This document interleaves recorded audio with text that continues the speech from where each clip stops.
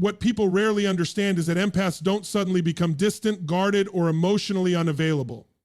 There is no single moment where they wake up and decide, I'm going to shut people out now. It is far more gradual, far more psychological, and far more painful than that. It begins with emotional overflow and internal saturation point where their ability to absorb, process, and make sense of other people's emotions starts to collapse under repeated strain. An empath naturally operates with high emotional sensitivity. They read tone, they feel intention, they pick up on shifts in energy that most people would miss completely. At their best, this makes them deeply compassionate, intuitive, and emotionally intelligent. But that same sensitivity becomes a vulnerability when it is repeatedly exposed to betrayal, inconsistency, or emotional manipulation. Because every time an empath trusts someone who proves untrustworthy, it doesn't just register as disappointment. It registers as emotional confusion.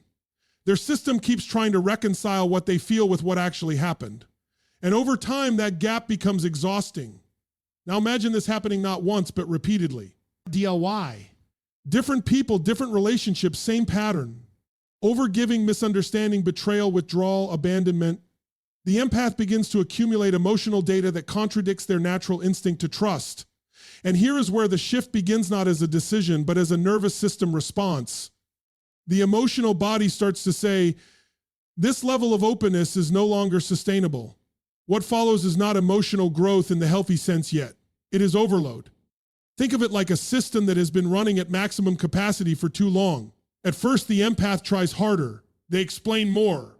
They forgive more quickly. They give more of themselves, believing that depth of understanding can fix what inconsistency destroys. But when that doesn't work, something inside them begins to change its operating logic. Instead of asking, how can I understand this person better? They start asking, often unconsciously, why am I always the one who understands everything and still gets hurt? That question is the turning point, because it introduces the idea that their empathy might not be universally safe. Psychologically, this is where emotional overflow becomes emotional self-praise. Otection.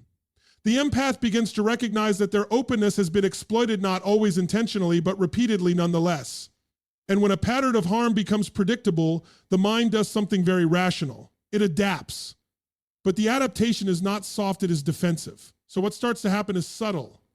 They begin withdrawing emotionally before they are fully invested. They stop sharing certain parts of themselves early on. They observe more than they engage. They feel deeply, but they express less.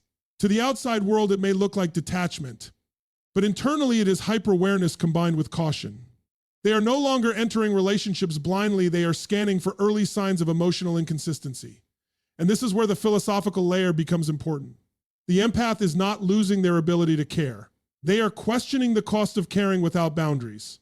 They are confronting a painful truth. That unconditional emotional openness, when met with repeated betrayal, does not create connection, it creates depletion. So the shift begins here at the point of saturation. Not a breakdown, but a recalibration forced by emotional exhaustion. The empath doesn't become avoidant because they stop feeling. They become avoidant because they have felt too much for too long without enough safety in return. And once that realization settles in, everything that follows in their emotional world begins to reorganize itself around one central idea. Protection first, connection second. Because once emotional overflow teaches its lesson, the empath never experiences trust the same way again. It becomes something that must be earned, not assumed. What happens next is where most people misunderstand the empath entirely. They assume the shift is about bitterness or emotional coldness or even revenge. But it's none of those things. The real transformation is far more sophisticated psychologically. It's the shift from compassion without filters to compassion with boundaries. In other words, the empath doesn't stop caring, they stop abandoning themselves in the process of caring. When someone has been betrayed repeatedly, especially someone wired for empathy, the first casualty is not love. It is trust in access. They begin to realize something crucial. Not everyone who receives their emotional openness is capable of holding it with responsibility. Betrayal. And that realization changes everything. At first, the empath resists this shift because compassion is their default language. They want to understand, to give benefit of the doubt, to see the potential in people rather than just their behavior. But over time, they start collecting evidence that potential without consistency is just imagination. And imagination, no matter how beautiful, cannot replace emotional safety. So something subtle begins to happen. They start to pause before they open up. not out of fear, but out of evaluation. They begin to measure emotional reciprocity, not in a transactional way, but in a reality-based way. Do I feel safe after I give here, or do I feel drained? That question becomes more important than any emotional story they tell themselves about who the person could become.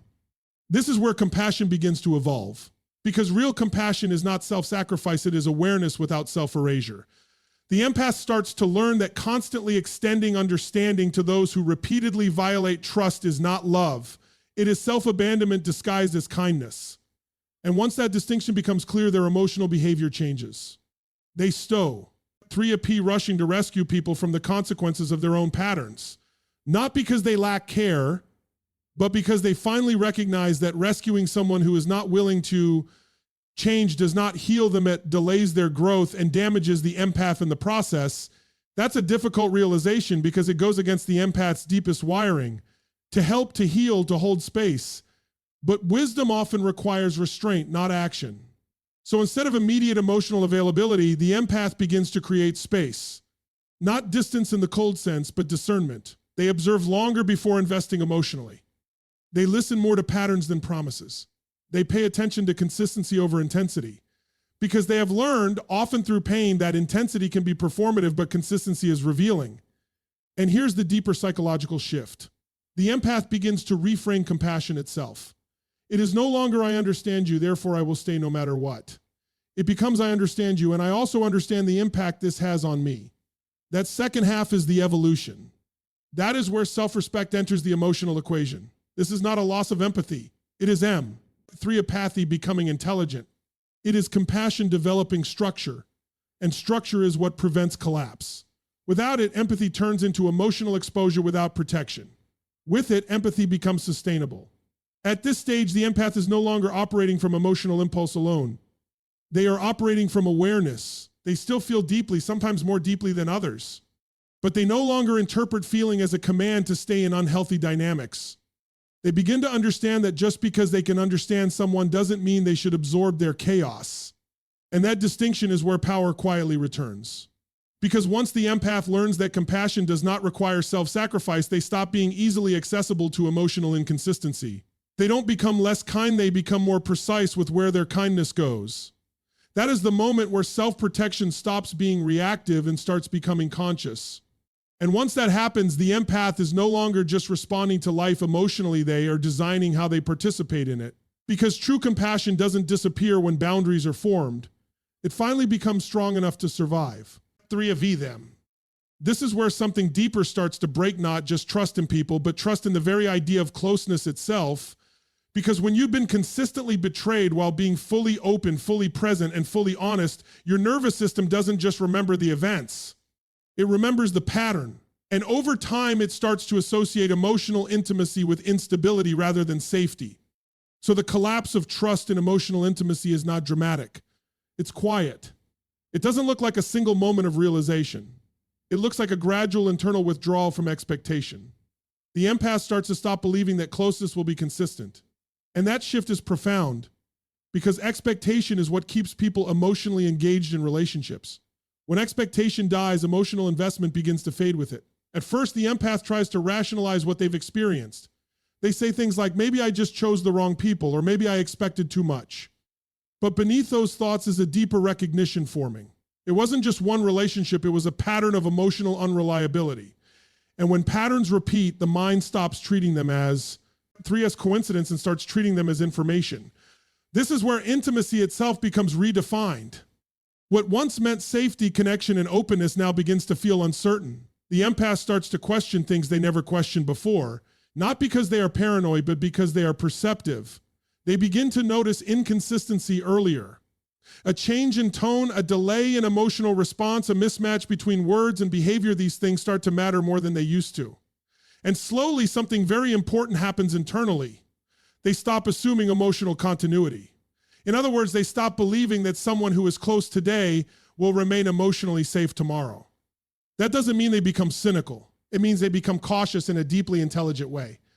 Because trust, once broken repeatedly, is no longer given freely, it is constructed slowly. But here's the psychological tension. The empath still craves depth. That doesn't disappear. Their nervous system is still wired for emotional connection. They still value honesty, presence, vulnerability. But now there is a conflict between desire and memory. One part of them wants closeness. Another part remembers what closeness has cost them in the past, and that internal conflict creates hesitation. Not avoidance in the absolute sense, but delayed engagement. They don't open up immediately anymore. They test emotional environments before entering them fully. They observe how someone handles silence, how they handle disagreement, how they handle emotional responsibility. Because they are no longer evaluating just personality, they are evaluating emotional stability. This is where emotional intimacy starts to feel different around them. For others, it may seem like they are harder to reach, harder to read, less available. But internally, what is happening is more complex. The empath is no longer merging quickly into emotional space with others.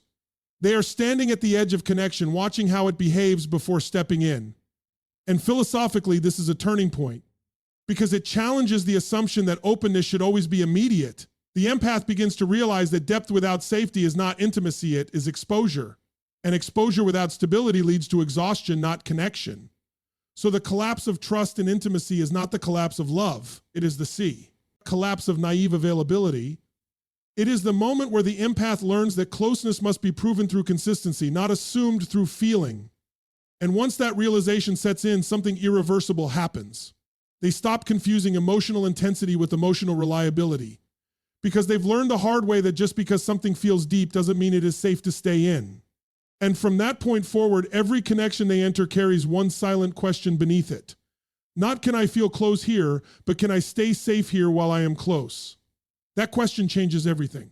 Because once intimacy loses its automatic trust, it can never again exist without awareness, and awareness, once awakened, does not go back to sleep. Once trust and intimacy begins to fracture, the next stage is often misunderstood from the outside. People assume the empath becomes distant because they no longer care. But that's not what's happening at all. What actually develops is something far more psychological.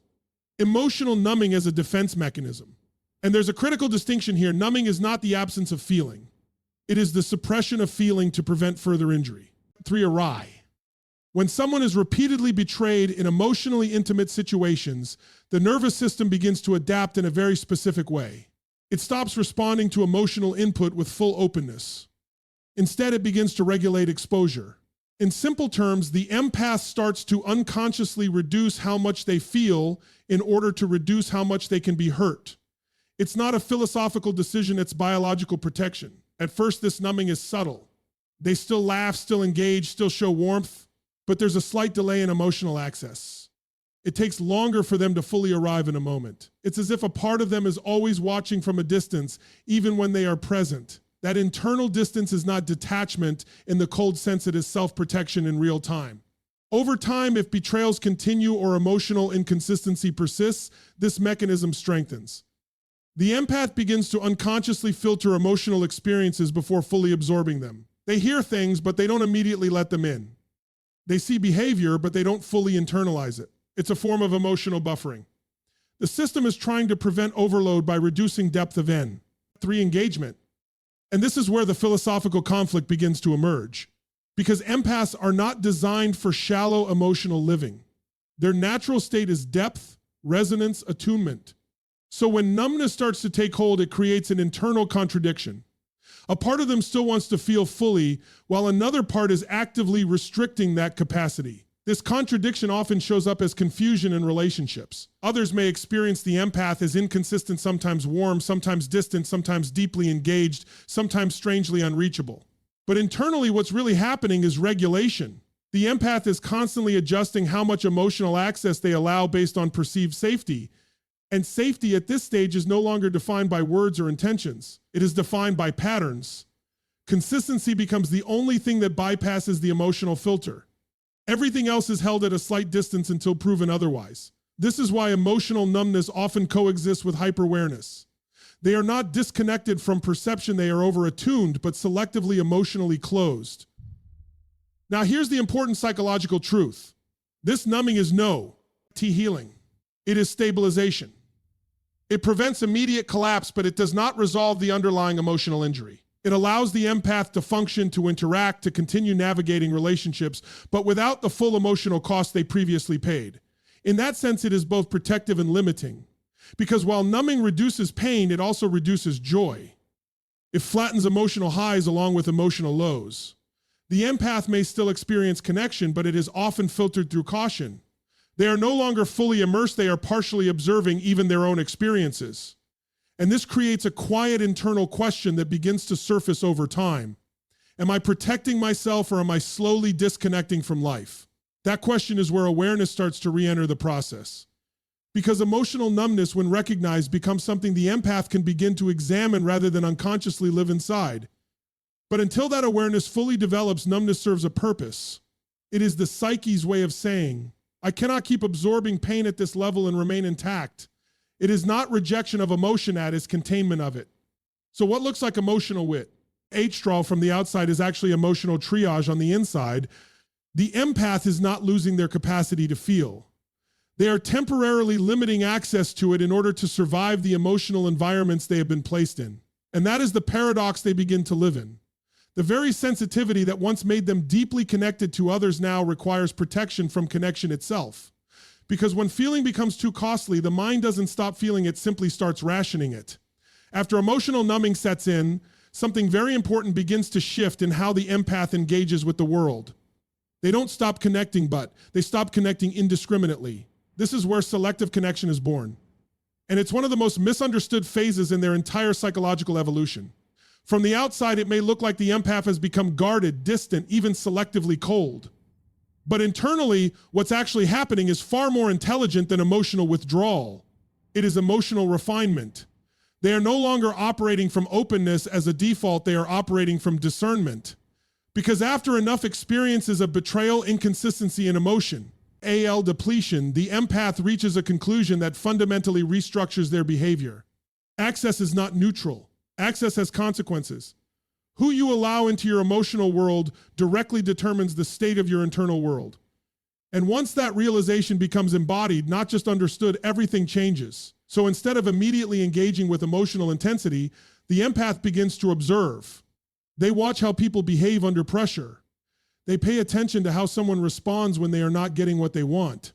They notice whether someone is consistent when there is nothing to gain. Because they've learned that emotional truth is rarely revealed in ideal condition set, is revealed in friction.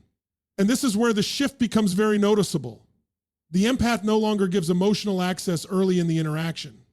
Not because they are withholding out of fear, but because they are no longer willing to pay emotional costs up front. They understand now that premature emotional investment creates imbalance. One person becomes deeply open while the other has not yet demonstrated emotional responsibility. So instead of diving in, they pause. They engage, but they aren't fully merge. They connect, but they don't overextend. They remain present, but not absorbed.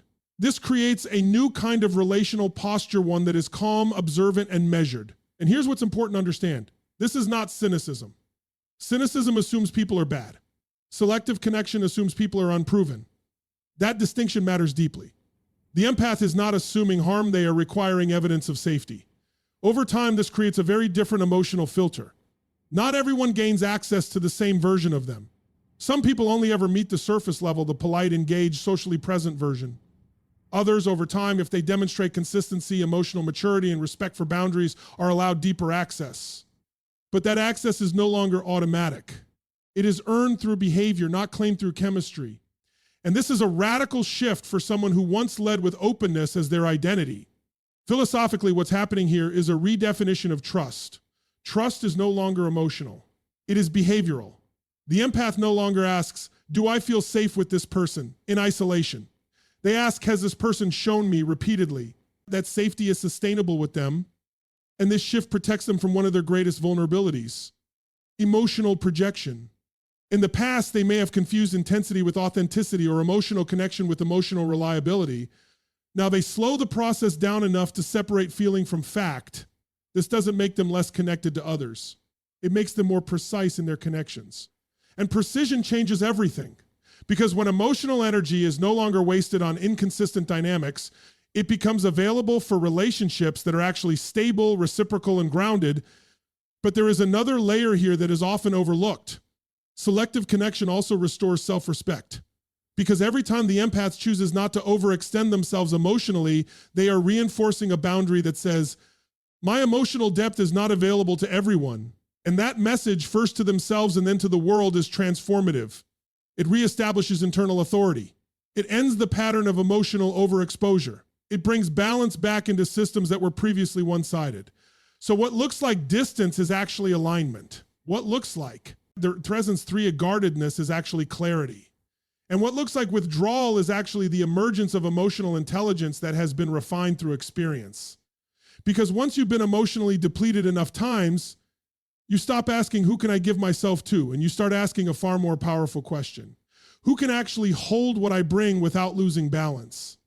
And in that question, the empath finally steps out of emotional chaos and into conscious choice. What ultimately emerges from all of this is not emotional shutdown, not permanent distance, and not a loss of capacity to love, but something far more evolved. It is the slow, deliberate relearning of balance between openness and boundaries. And this is where the empath's transformation becomes truly powerful, because it stops being a reaction to pain and starts becoming a conscious philosophy of living. After emotional overflow, after the shift towards self-protection, after the collapse of naive intimacy, after numbing, and after selective connection, the empath arrives at a deeper realization. The problem was never empathy itself. The problem was unstructured empathy. Empathy without boundaries. Empathy without dissection. 3, a Republican. Empathy without self-inclusion in the equation. And once that becomes clear, the entire internal system begins to reorganize. Because what they start to understand is this: openness is not the opposite of protection, and boundaries are not the opposite of love. In fact, when integrated properly, they support each other. Openness without boundaries leads to depletion. Boundaries without openness lead to isolation. But together they create something stable, sustainable, and deeply intelligent. So the empath begins the process of recalibration. They don't close themselves off. They refine how they open. They begin to understand timing, pacing, emotional context. They realize that vulnerability is not something to be offered immediately. It is something to be exchanged gradually, based on consistency and trust built over time. This is where emotional maturity becomes visible in behavior. They no longer over-explain themselves to be understood. They no longer overgive to prove loyalty. They no longer overextend to maintain connection. Instead, they begin to observe a very simple principle. Reciprocity must be present at every stage of connection, not just at the end. And psychologically, this is profound, because the empath is no longer abandoning their emotional intelligence in order to be liked, accepted, or understood. They are integrating that intelligence into how they choose relationships in the first place. But there is also a philosophical shift happening beneath this. The empath starts to redefine what love actually means. It is no longer self-sacrifice. It is no longer emotional fusion. It is no longer losing oneself in another person's experience. Love becomes something far more grounded, presence with structure. They begin to understand that real connection does not require self-erasure. It requires self-awareness.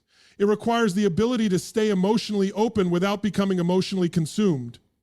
And that balance is not instinctive, it is learned through experience, often through pain. So they begin practicing something new: emotional sovereignty, the ability to stay connected to others without disconnecting from themselves, to feel deeply without being overwhelmed, to care without collapsing, to engage without overinvesting prematurely. And over time, this creates a very different relational presence. The empath is still empathetic, still intuitive, still emotionally perceptive, but now there is a grounded center within them that does not get lost in the emotional field of others. They can step into connection without disappearing into it. And this is the final evolution that most people never see coming. They don't become less open, they become selectively and intelligently open. Their emotional world becomes structured, not chaotic. Their relationships become chosen, not automatic. Their boundaries become natural, not defensive.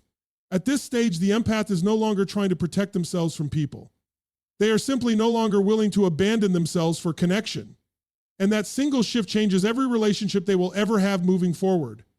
Because when you finally learn that you can be open without being unprotected, you stop fearing connection and you start mastering it. And that is the ultimate transformation.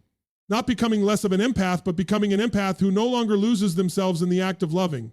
When you step back and look at the full arc of what we've explored, you start to see a very different story than the one people usually tell about empaths and avoidance. This is not a story of someone becoming cold. It is a story of someone becoming conscious. The empath doesn't lose their depth. They don't lose their sensitivity. They don't lose their ability to understand people on levels most never reach. What they lose is the willingness to keep paying for connection with their own emotional well-being. That is the real turning point. Not bitterness, not shutdown, but a recalibration of value where their own emotional stability finally enters the equation as something non-negotiable. Because betrayal, when it repeats, doesn't just hurt feelings, it reorganizes perception. It teaches the nervous system what words alone cannot undo. That openness without discernment is not love, it is exposure. And exposure without protection eventually forces adaptation. That adaptation is what we've called distance, avoidance, emotional numbness, but at its core, it is simply the psyche refusing to be repeatedly injured in the same way. But here's what matters most. The empath never stops being an empath. What changes is the structure around their empathy. The chaos gets refined into clarity. The automatic trust becomes earned trust. The emotional merging becomes complex, conscious connection. And what once felt like survival becomes something much more powerful choice. So the final truth is this. They didn't become avoidant because they stopped caring. They became selective because they finally started caring about themselves with the same intensity they once reserved for everyone else. And that is not emotional loss. That is emotional maturity. And in that realization, something quietly powerful happens. The empath stops abandoning themselves to understand others and starts building relationships where they no longer have to.